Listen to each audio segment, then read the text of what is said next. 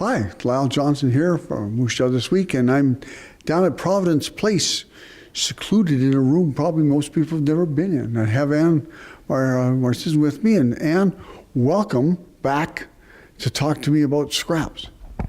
Well, thanks for having us. So, and you've been involved with, like, SCRAPS didn't exist 10 years ago, did it? No, SCRAPS was born in 2011 in response to a concern of cat overpopulation that is quite huge locally, and it exists all over Canada as well as United States and beyond. And so there's a lot of feral cats that are out in there, and of course they can have some issues and problems and stuff. I guess what people don't know a lot of is cats reproduce very quickly, and they're very elusive. One female cat that's not spayed can have up to 4 litters per year, and each litter typically has 6 kittens. So one cat can create 24 kittens in a season. And we have hundreds and hundreds of cats in the city that are homeless. So as a group, you got together and started to do something about that in terms of medical attention and in terms of housing. SCRAPS actually works in an upstream approach, I like to call it. We work proactively to prevent some of the problems and the homelessness of kittens. We spay and neuter. We have a program called a TNR program where we go into locations where there are said to be homeless cats, and we work with those. We catch them humanely in traps. We work with Bellamy Harrison Animal Hospital where the cats are taken. They are then examined, treated for any illnesses they have. They're tested for FIV and feline leukemia, and then they're spayed or neutered. After they had their surgery, they're kept by us in a holding period for a couple of days and then released back into their area. Typically, in most of our cases, we do have shelters set up and feeding stations, so the animals do have support afterwards. And of course, to fund this, you have to generate some funds because there's a lot of expenses involved with that. Yeah, unfortunately, we actually don't have a lot of income coming in from formal sources, but we rely and are very well supported through our community. We have a lot of business partners that support us through donating and sponsoring our events, and a lot of members in our community, both just general people, groups, schools, come out and support us. And you say supporting events. Like what? We do lots of different events. That's the main way we raise our funds to help our cats, because it's entirely dependent on the money we have is how many cats we can help. One of our upcoming events that we're promoting is a Scaredy Cat Halloween on October the 28th at Pizza Hut. Scaredy Cat Halloween. Rod Laporte, how nice to see you. I'm a scary cat, I guess. Nice to see you, Lyle. Nice to be, yeah, nice to have you back. It's been a long time since you've been on our channel and covering things, but you are a volunteer with the SCRAPS. Yes, I am. Yeah, no, I got involved with Ann. Ann got me involved in the program, and I mean it's a very worthwhile cause, and it's something that not a lot of people really know that it exists. Not enough people know that it exists. So I think that this program should be well funded, and I hope people come out to the Halloween event. Okay. And you're going to be involved in Halloween, and we got a preview with Rod and a couple of assistants. Special assistants, he's recruited from around the way, and so Rod's going to sing a song that's been slightly modified, and with the assistance of his little helpers, we'll hear about it. So Rod, here you go. Thank you very much.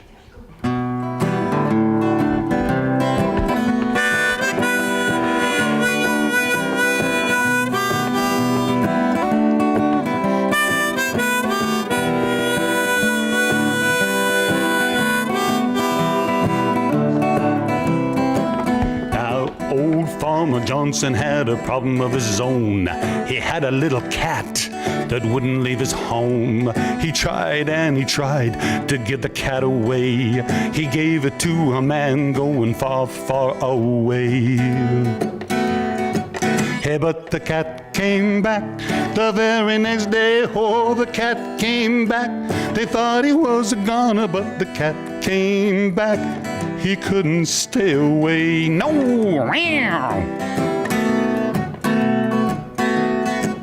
Well, he gave it to a farmer who lived out by Boharm. The farmer drove the tractor with the cat under his arm. The farmer dropped him in a field, said, now you are alone. You'll have to find yourself another place to roam. Hey, but the cat came back the very next day. Oh, the cat came back. They thought he was a goner, but the cat came back. He couldn't stay away. No!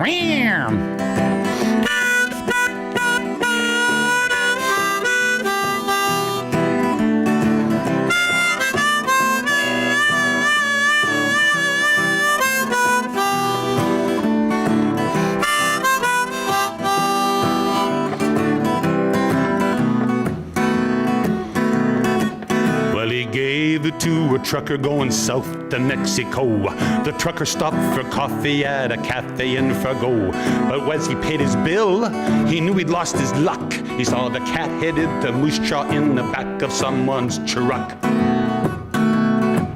And the cat came back the very next day. Oh, the cat came back. They thought he was a goner, but the cat came back. He couldn't get away.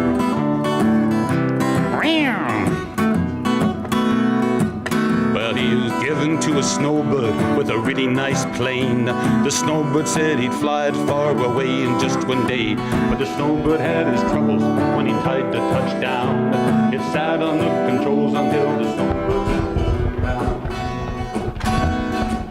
And the cat came back the very next day. Oh, the cat came back. They thought he was a goner, but the cat came back.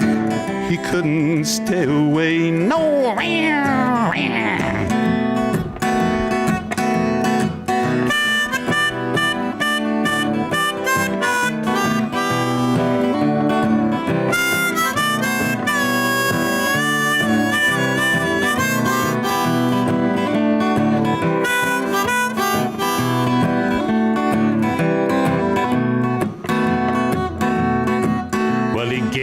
To the CPR who put it on a train. The train was headed to the States way out to Bangor, Maine. But he pulled the emergency brake and the train screamed on the track. As it ran away it heard, "Come back here, little pussy cat." But the cat came back the very next day. Oh, the cat came back. They thought he was a goner, but the cat came back. He couldn't stay away. No! Now the cat was taken in by a lovely little girl. She loves that little cat. She makes the cat her whole world. Now the cat has no reason to ever come back. She always stays at home and she likes it like that. Now the cat stays home every day. Oh, the cat stays home. She's sleeping on the sofa. Yeah, the cat stays home. She never strays away. No! Oh, the cat stays home.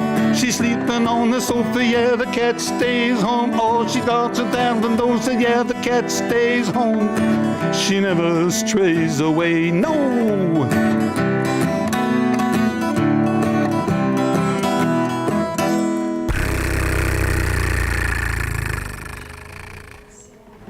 Thanks, Rod. Thank you, too, for joining in. Okay. Say hi to the camera. Look at the camera. Wave. Yay! And costumes are part of what's going on. So, Ann, tell me about costumes and kids. Kids are welcome and always do come in full costume, and all the adults do too for that reason. You go in costume? Sometimes I wear whiskers. Oh. But yeah, we thank everybody for coming to our last events over the years. This is our 6th annual Halloween party, and everybody loves it. And we love hosting it for, And Rod's going to be there he is, singing songs. singing songs, yeah. Reprise of this one. He is, yeah. He's been with us from the beginning as well, so, yeah. How did you get involved in this, Rod?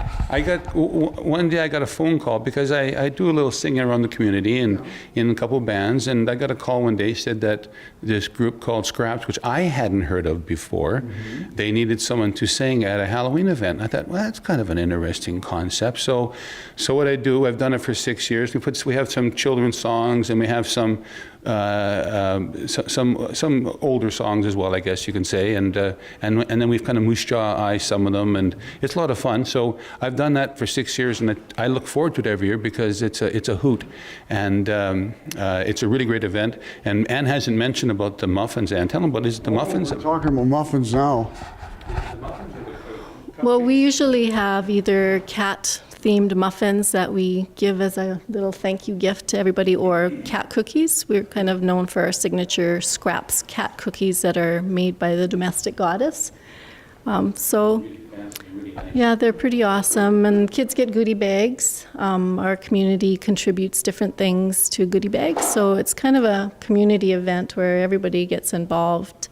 Not only do we educate people about the needs of our community cats, but we talk about Halloween safety and just humane, dealing with animals in a humane way, spaying and neutering your pets. So we kind of pack it all in to a short evening.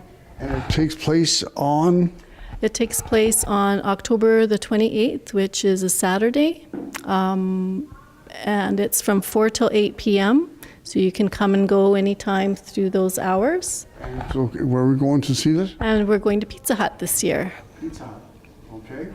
And we're wrapping it up, so just enjoy the time. Bring a little cash along and enjoy some food. Bring some, our kitties always need cat food, so we're always asking for cat food donations. We really appreciate that. And if you bring a cat food donation, your name will be entered to win one of our Scaredy Cat prizes. Okay, well, thank you both, Rod and Ann, for coming, and the dancing fools in front of us. They're waving, but we want to thank you and hope you have a really good, successful time with this. So we'll be back, and we'll talk about more exciting things in Moose Jaw. Don't go away.